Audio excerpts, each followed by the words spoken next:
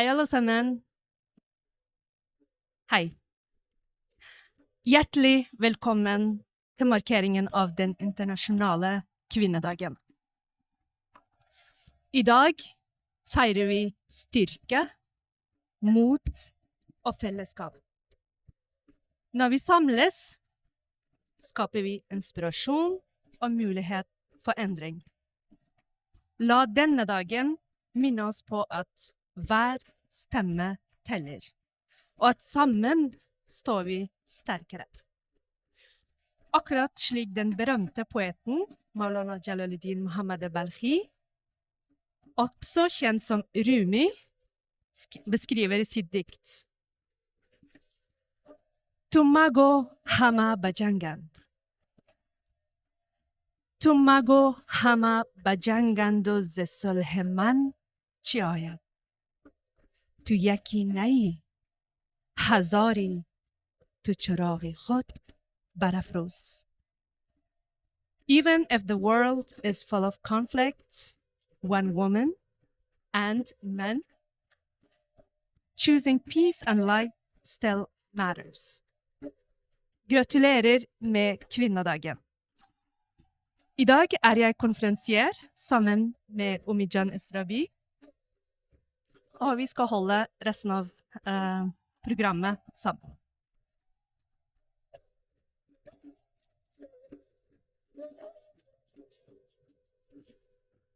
Hello and good afternoon, dear friends and colleagues. I am Omid Esrabi, co-founder and executive director of EU Europe organization in Berlin. Today, I and Miriam John will be functioning as a program moderators. At the first stage, in the first section of the program, I would like to quote a statement about women. This program is being held in an honor of the 8th March International Women's Day by AWGM, African Women Justice Movement and Dialogue Hub for Common Ground. A woman is the full circle. Within her is the power to create, nurture, and transform. Yana Mary Child. Ladies and gentlemen, we welcome to our program in celebration of International Women's Day today, March 7th. We hold this event a day earlier to accommodate guests and colleagues we could not attend on Sunday, 8th March. We are here to honor the achievement, resilience, and contributions of women to reflect on the ongoing struggle for equality and justice. I would friendly thank for joining. At this part of the program, there would be a short biography and introduction about Hoda Khamush, the executive director of Dialogue Hub for African Women Justice Movement. And my colleague will be presenting this sector. Thank you.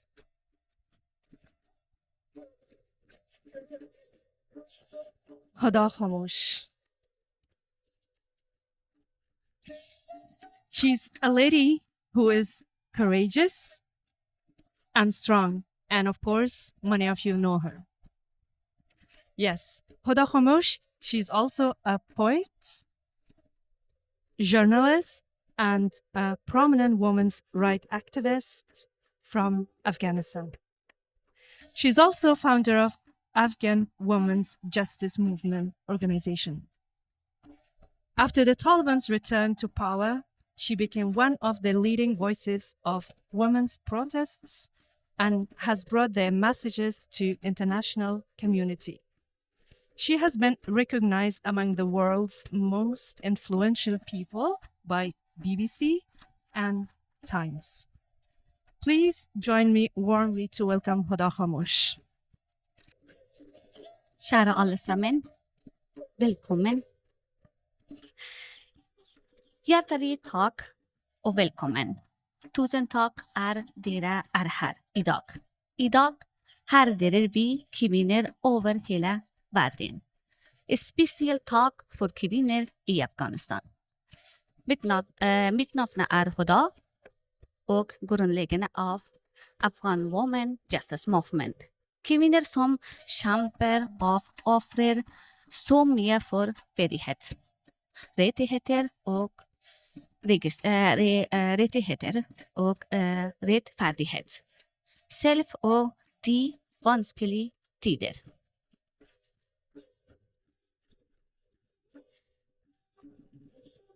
Deres tilstedeværelse er her i dag viser solidaritet og støtte til kvinner som fortsetter kjemper for sine grunnleggende rettigheter. Den internasjonale kvinnedagen minner oss ikke bare som kvinner strikker, men også om den lage kjempen for likestilling og menneskerettigheter.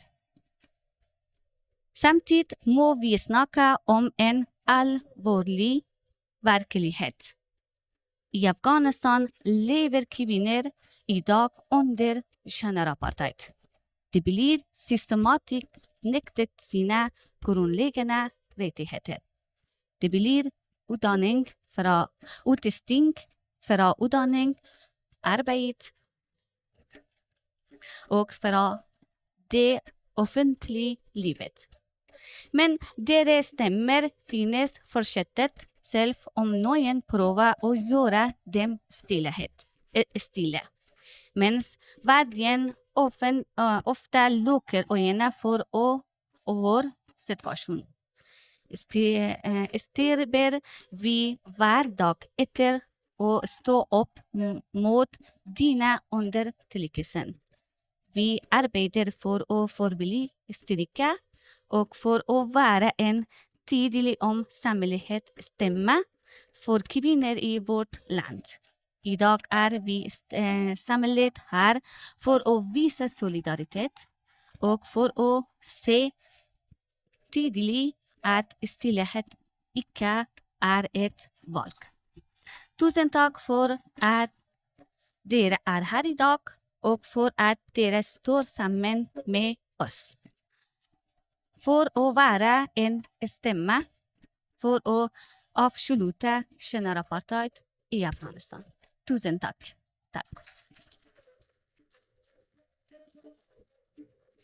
Hvis jeg snakker litt feil, det går bra. Takk.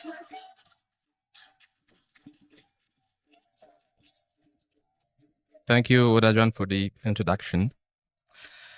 Now, Nazifa Jalali serves as the president of Dialogue Hub, where she leads initiatives aimed at promoting dialogues, human rights awareness, and civic engagement. She is also a member of the steering committee of HRD+, contributing to advocacy and protection efforts for human rights defenders, with a particular focus on strengthening international accountability and advancing human rights advocacy. So, Mrs. Nazifa Jalali, the stage is yours. Thank you.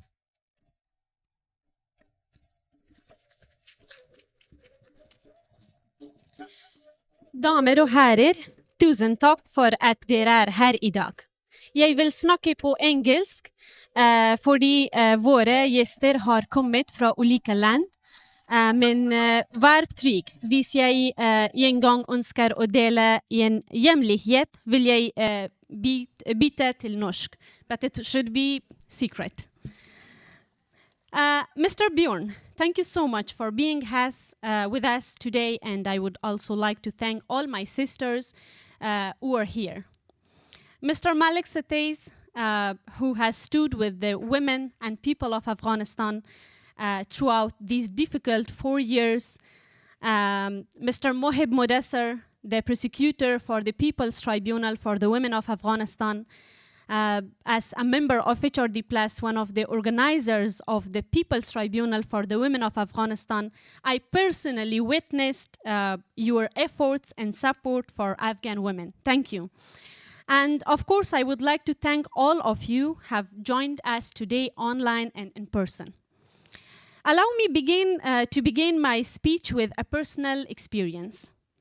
In February, I was traveling to Geneva to attend the Human Rights Council session for Afghanistan. During the flight, I met an American tourist, a 28-year-old woman. I'm also 28. It was secret, but now all of you know this.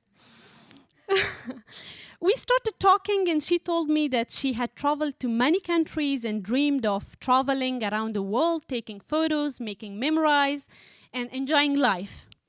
And she said that when she sits next to the airplane window, she loves painting her nails in her favorite colors, drinking warm coffee, and planning all the fun things that she will do when she arrives. Then she asked me how many countries I had to travel to. I told her that I had traveled to more than 15 countries, and mostly for official missions for human rights purposes. And she smiled and said, "Oh, I wish I had your life. Traveling and working at the same time must be wonderful." I told her that there is a big difference between her travels and mine. When I sit next to the airplane window, I'm not thinking about painting my nails or what activities will make me happy when I arrive. Sometimes I even forget to ask for coffee, even I love coffee. Instead, my mind is filled with questions. What will I say this time? What doors should I knock on? Which countries' representatives should I try to convince? Who will listen when I speak about the situation of Afghanistan and the situation of women? And that's very painful, because it's painful that 28 years old Afghan women cannot dream the same dreams that a 28 years old American woman. Of course, she deserved those dreams, but Afghan women do not deserve the restrictions that they are facing today. But anyway, Mr. Bjorn, Afghan women believes in peace, security, principled negotiations, accountability, and justice processes. We believe not only in the future of our own country, but also in partnerships with the international community, especially with countries that have stood beside the people and women of Afghanistan. I'm confident that the interests of the international community can be better achieved through supporting Afghan women than through engagement that ignores their rights and dignity and voices. I would like to sincerely thank Norway, the country that has become my second home, for the humanitarian support to the people of Afghanistan. But at the same time, we hope that Norway will continue to stand firmly with Afghan women, support accountability efforts, and help strengthen processes of justice. To the representatives of human rights organizations who are present here today and who are joined us online, Hasina John from the Norwegian Fund, Ms. Liv from the Afghanistan Norwegian Committee, Sarah, and everyone who is representing the human rights organizations, I would also like to make a humble request. Please do not forget women from minority communities. Today, minority communities, especially minority women, are living in Afghanistan in one of the most critical and bad situations.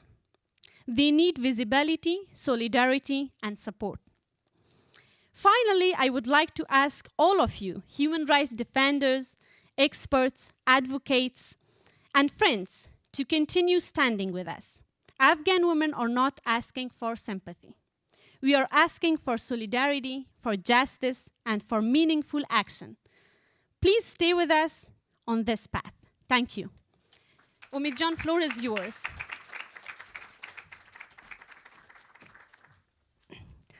Thank you, Nazifa John and Hoda John, for a beautiful speech. Now, I would like to invite someone special today with us, Bjørn Staurseth Jansen. He is a Norwegian diplomat who has been part of Norwegian service since Norwegian Foreign Service since 1997. He holds a master's degree and served as ambassador to Manila since 2018. He became deputy director at the Ministry of Foreign Affairs in 2007 and director of a department in 2008. Since 2016, he has worked as a senior advisor at the Ministry of Foreign Affairs, where he has, among other things, been involved in the peace process in Colombia. Now, please put your hands warmly to invite Bjørn Staurseth Jensen. Thank you very much for inviting me to join you today. It is a privilege to be here and to be among so many dedicated advocates, experts, and friends of Afghan women. Allow me also to extend my warmest greetings to all of you on the occasion of International Women's Day. This day is both a celebration of progress and a reminder of the work that remains ahead of us. And few places in the world illustrate that unfinished work more clearly than Afghanistan. The situation in the country remains deeply troubling. The Afghan people today face multiple overlapping crises: economic hardship, food insecurity, drought, and the systematic erosion of basic human rights. These challenges reinforce one another, and their consequences fall most heavily on those who are already most vulnerable. In addition, over the past year, we have seen increased tensions and armed clashes with Pakistan, displacing civilians and further aggravating already fragile humanitarian conditions. As mentioned by the previous speakers, for Afghan women and girls, the situation is particularly severe. Since 2021, they have been progressively pushed out of public life. Access to education, employment, mobility, and public participation has been curtailed to an extent that has few parallels in the world today. Reports from Afghan and international women's rights organizations, many supported by Norway, document how these restrictions affect every aspect of daily life. Women face the loss of livelihoods, increased vulnerability to violence, exclusion from decision-making, and growing barriers to health services, including reproductive care. And yet, despite these pressures, Afghan women continue to organize, to advocate, to document abuses, and to support their communities, both inside Afghanistan and abroad. Their courage and perseverance remain a source of inspiration, and they are essential to the country's future. Now, allow me to briefly outline Norway's engagement. We provide no direct support to the de facto authorities, but we remain strongly committed to supporting the Afghan people. A central objective of our support is to assist Afghan women and local communities sustain their resilience and continue asserting their rights. Through flexible support to 16 Afghan organizations and networks, nearly 5,000 people, 3,200 of them women, received legal assistance, psychosocial support, training, and help documenting human rights violations. Some of these organizations report tangible progress, women challenging discriminatory practices, bringing complaints forward, and strengthening local accountability. Through our partnership with UN Women, more than 200 Afghan women's organizations received financial and technical support. Services for survivors of violence expanded to 67 service points and a nationwide hotline.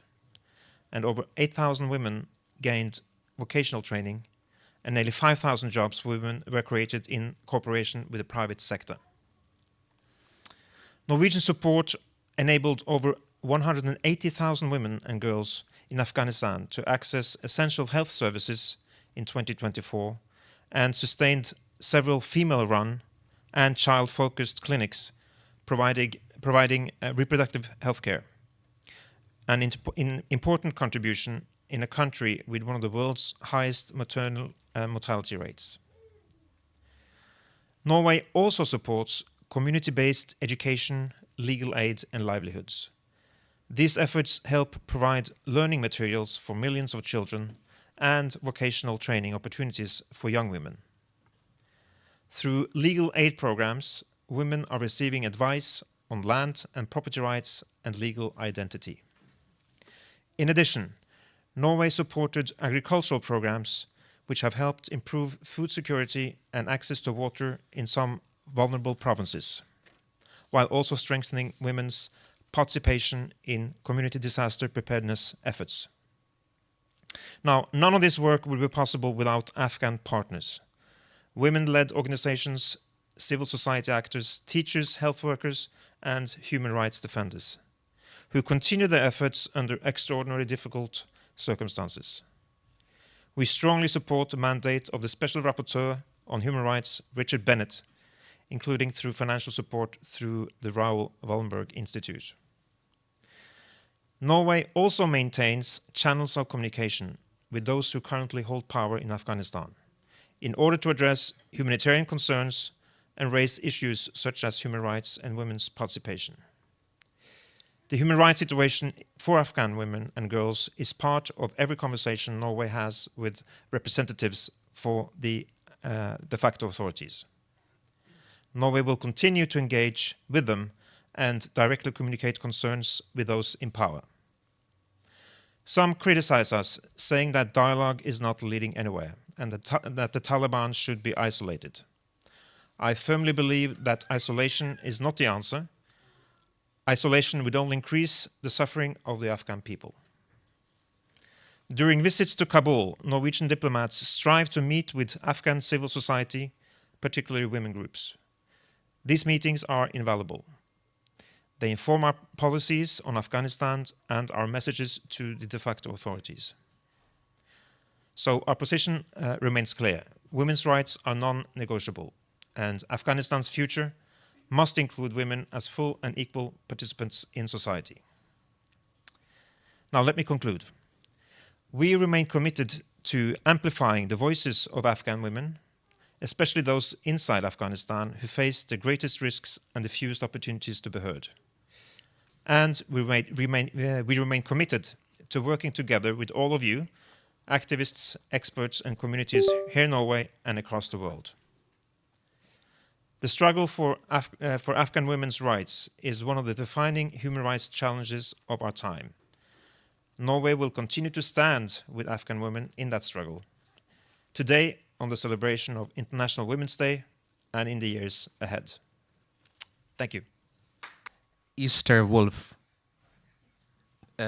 board member of Dialogue Hub for Common Ground, to present the presentation. Thank you. Okay. So hi everyone, my name is Esther. I am a board member in the board of directors of Dialogue Hub for Common Ground. And I'm very happy to be here today. I want to thank my friend Nazifa Jalali. I want to thank everyone who is here. It's an amazing opportunity for me to meet everyone. Just a quick introduction of who I am. So I'm 21.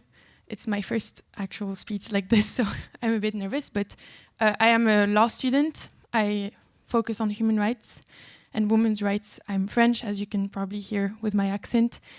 And I am now a member of the board of directors for Dialogue Hub.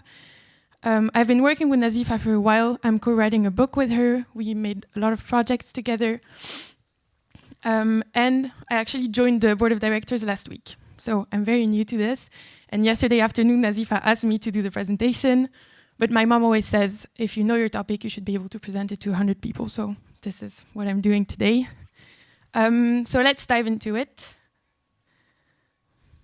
So this is a quick agenda. The presentation is shorter than it appears, don't worry. I'm going to start talking about who Dialogue Hub is. Yeah. So Dialogue Hub in a few words. So we have over 2,000 members in Afghanistan, 60 in Norway, and 300 in Europe. It focuses on women, youth, and minorities, and it is organized in 34 committees in Afghanistan. in different regions, different cities, and they work with different people. The main vision, I think that's the main takeaway of this presentation, is that we focus on empowering minorities, women and youth to have active decision-making, to live in dignity, and we also focus on community resilience. So the story of Dialogue Hub, it was created in 2016, and it started with programs for empowering women, youth and minorities economically. It also worked to support women with disabilities, as well as education programs to counter extremism, and dialogue between educated religious scholars and tribal elders. You can actually see Nazifa, who just spoke with you on those photos. How do we? Can we go to the next slide, please? Thank you. So as you all know, in 2021, the Taliban came back to power in Afghanistan, and they burned down the Zabul office, and they forced the main office in Kabul to close. This is one of the very hard photos to watch, but they were able to relocate in Norway and to produce online workshops, secret schools, to reactivate committees, which is, I think, a beautiful proof of resilience, and which is something that we all are here today to celebrate as well. And now I'm going to talk about the activities of Dialogue Hub today. So they mainly focus on 4 areas: advocacy, awareness, support, and documenting human rights violations. So in terms of advocacy, Dialogue Hub mainly focuses on accountability, recognition of gender apartheid, which we mentioned many times, and principle negotiations. It also does activities for awareness, such as producing short films, making exhibitions, and it also supports people inside and outside of Afghanistan through online businesses, psychosocial support programs, and digital security trainings. Finally, very importantly, it documents human rights violations. This is, I think this is so important, and it has documented over 120 cases, which is an amazing, amazing work. And it shares its findings with different stakeholders. Next slide, please. Thank you. So I'll conclude with what's next. So we hope to enhance the evidence-based research, to continue documenting cases, as many cases as possible, because this is how we give voices to what is happening. We also hope to produce some documentary storytelling and to strengthen the advocacy. And you are all here today to help us achieve this. So thank you very much. That's it. Thank you.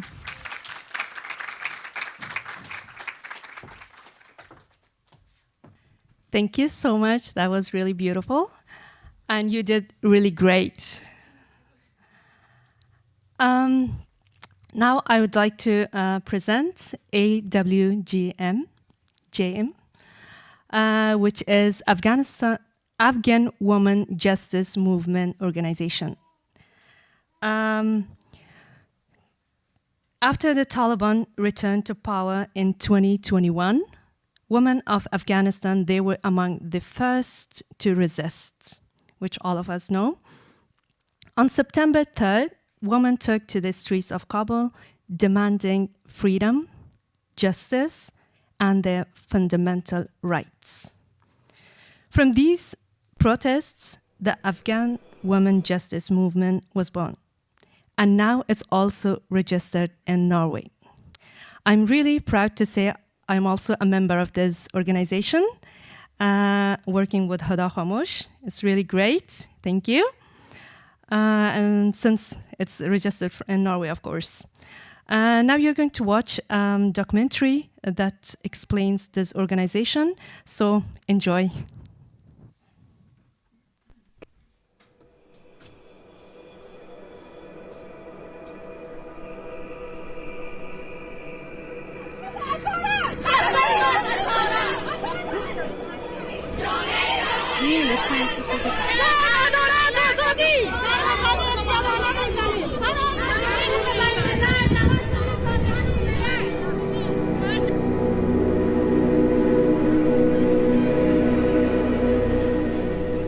It all began with a resounding no. No to exclusion, no to silence. The women's justice movement was born in the streets, where standing was a crime and screaming had a cost.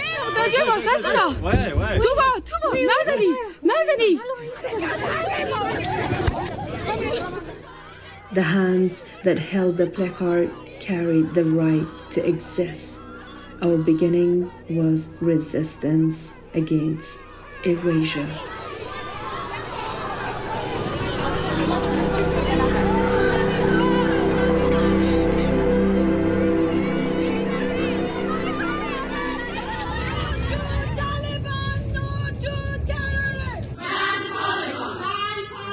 The voice of millions of girls from Afghanistan who asked for... When the narrative of Afghan women was traded at political tables, we did not stay silent.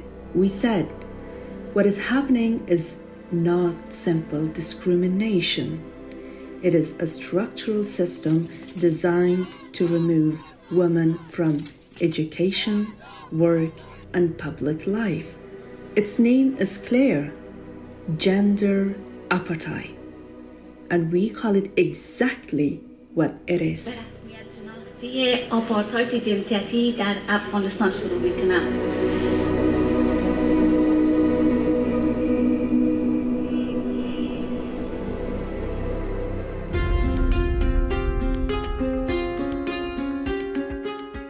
Resistance is not just protesting, it is rebuilding life. On the futsal court, girls don't just run, they reclaim their bodies from forced isolation. The laughter heard there is a silent protest against the policy of silencing. And beside us stand men who know that a woman's freedom is the salvation of society.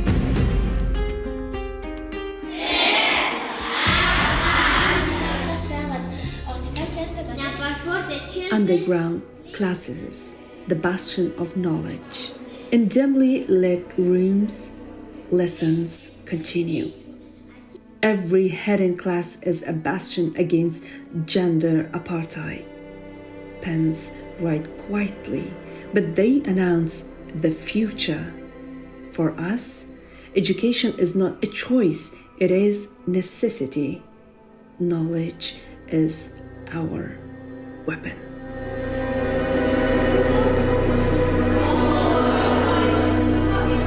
We are catching a train at 3:30.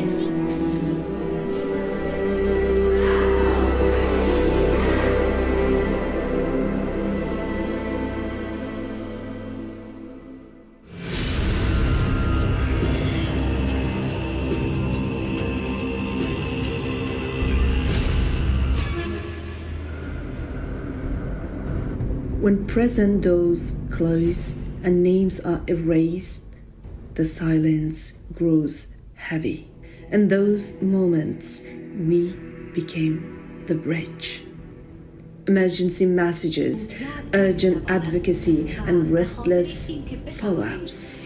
به این نقطه پایان بدیم و مادرمان را دوباره به آغوش بگیریم. Because no woman should vanish into the darkness. When the world went silent, this movement was my only sanctuary.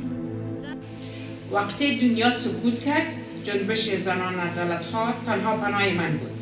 خشونت فقط یک واژه نیست، خون است، اشک است، زخم است، سکوت. این زنجیرها فقط آهن نیست.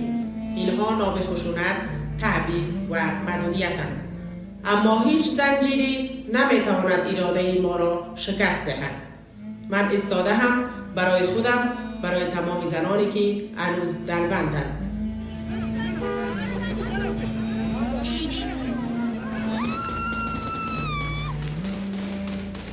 Oppression does not only wound the body, it scars the soul. We gather to transform pain into power, Healing the mind is the first step to standing again. Identity and art, cultural resistance. Identity cannot be erased. With every stitch, we sew our history.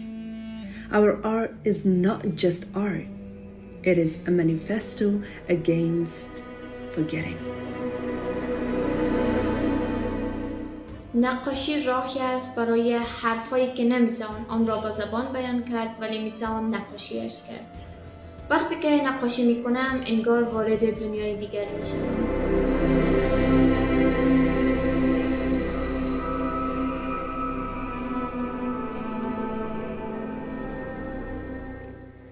The right to health is not a privilege.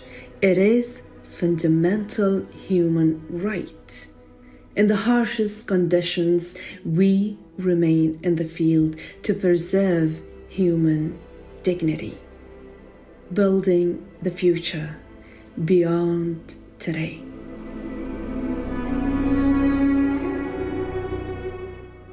This is not a project. It is building a generation that learns things and refuses to stay silent.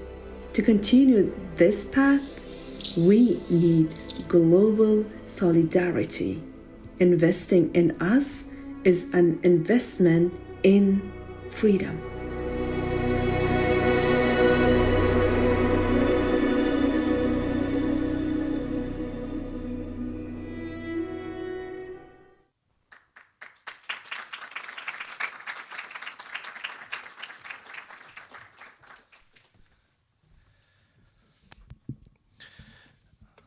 Was an admiring and a wonderful documentary.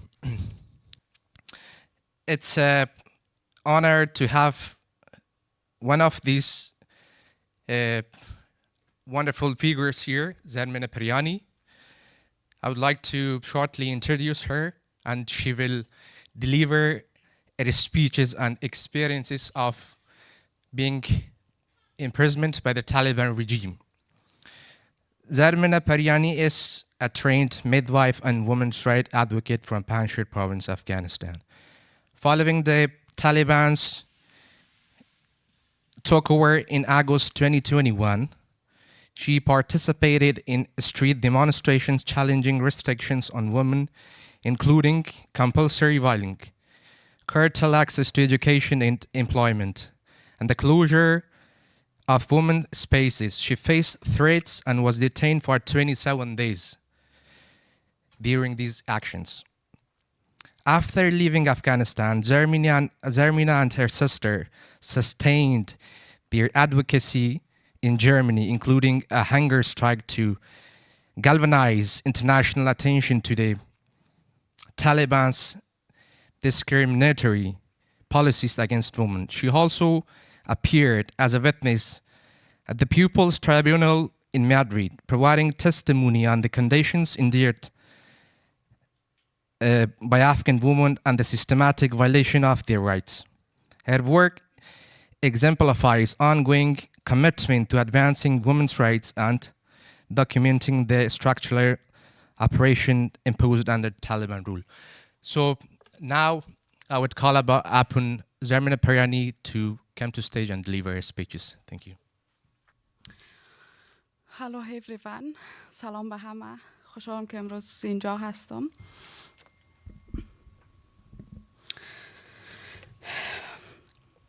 Today is Women's Day, and I come from a country where women have been turned into slaves by a terrorist regime. My experience as a woman and political prisoner under the Taliban terrorist regime, it's not just a memory. It is a wound that reopens every single day. I felt their cruelty and crimes on my own body. A patriarchal society where even Sharia rules, it's nothing but a torture chamber for women. As a woman against the apartheid regime, carrying the pain of being imprisoned twice, The hardest part for me is knowing that other women are still trapped under the Taliban. Every time when I hear news of women being lashed by Taliban, my body aches. It's not just something I see, it's something I relive. The smell, the sound, the humiliation.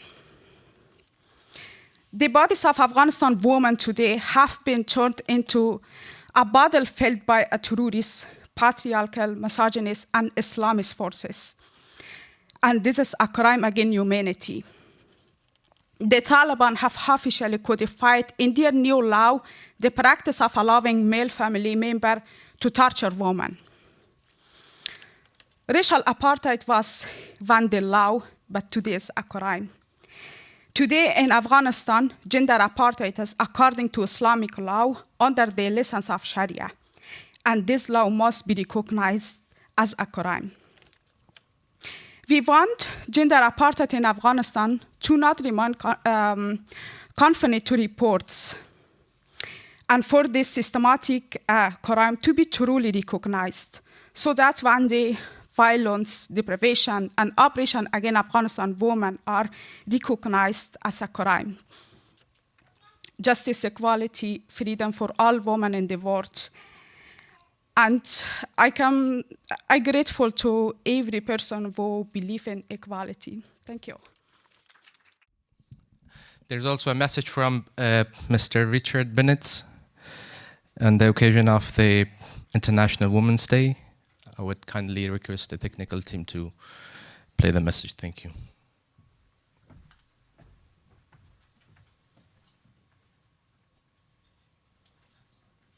Assalamu alaikum. Today on International Women's Day, we mark the occasion under the theme Give to Gain, a call to foster generosity, collaboration, and meaningful support to accelerate gender equality.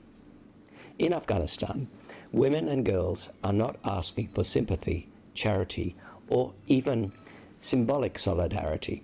They are asking for their rights to be respected, for the ability to live as full and equal human beings with their dignity intact, and for members of the international community to take a stand and insist on this.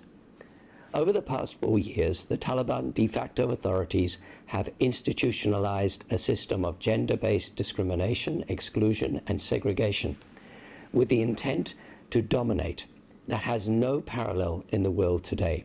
And yet, Afghan women have not given up. Across the country and in exile, Afghan women continue to lead. They organize underground schools. They run quiet networks of mutual aid. They provide health services in extremely difficult conditions. They document violations. They advocate tirelessly for their rights and for the future of their country. First, we must give resources. Funding cuts to Afghanistan are not neutral decisions. They have immediate and devastating consequences, particularly for women and girls. Second, we must give mentorship and protection to women-led civil society organizations under extraordinary repression. Afghan women-led organizations continue to function, often informally, and often at great personal risk. They're the background of community resilience. These organizations need flexible, direct, and long-term funding. They need safe channels to operate. They need political backing. A strong civil society is not a luxury, it's essential for any future grounded in human rights and justice. Third, we must provide opportunities, especially alternative pathways to education. With formal secondary and higher education closed to girls and women, the international community must invest in alternative education models, community-based learning, online platforms, cross-border scholarships, vocational training, and certified informal education programs. We can't allow an entire generation of girls to be permanently excluded from knowledge and opportunity. Education isn't only about individual empowerment, it's about the social and economic future of Afghanistan. Fourth, principled engagement is required. There must be no normalization of the current situation without significant verifiable improvements in the rights of women and girls. Engagement can't come at the cost of ignoring or denying the rights of half the population. This is where normalization leaks into complicity. Political processes, whether bilateral, regional, or multilateral, must center the rights of women and girls. Afghan women must be meaningfully included in all discussions about the country's future. On this International Women's Day, I call on states, donors, international organizations, and all those engaged in Afghanistan. Don't look away. Don't reduce support at the moment it's most needed. Please don't sideline women in the name of pragmatism. Instead, give resources, give mentorship, give opportunities, give political backing, and in doing so, we'll all gain a stronger civil society, a more just society, and the possibility of a future in Afghanistan where women and girls can once again live in freedom and dignity. Afghan women have shown extraordinary courage. It's now time for the international community to show equal resolve. Tashakkur. I thank you.